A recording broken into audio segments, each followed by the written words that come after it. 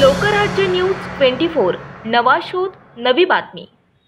पत्नीच्या नावावर बँकेतून काढून दिलेल्या कर्जाचे हप्ते थकल्याने पैशांची मागणी केली। याचा राग आल्याने दोघांनी मिळून एका व्यक्तीला शिवीगाळ करून लाकडी बांबूने बेदम मारहाण करून गंभीर जखमी केल्याचा प्रकार कोंढवा परिसरात घडलाय। ही घटना मंगळवारी 30 जानेवारी रोजी रात्री 11च्या सुमारास शिवनेरी नगर येथील एका टॉवर येथे घडली आहे। याबाबत हसन शेख यांनी कोंढवा पोलीस ठाण्यात फिर्याद दिली आहे। यावरून बाबू उर्फ मेहबूब शेख अमीर मुलानी यांच्यावर IPC 324 323 504 34 नुसार गुन्हा दाखल केलाय। पोलिसांनी दिलेल्या माहितीनुसार आरोपी बाबू शेख आणि फिर्यादी एकमेकांच्या ओळखीचे।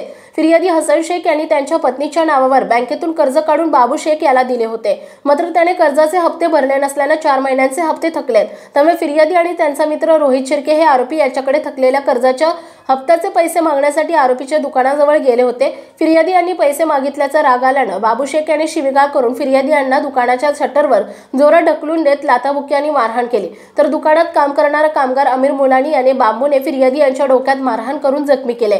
पुढील तपास पोलीस उपनिरीक्षक वैभव सोनवणे करीत आहेत।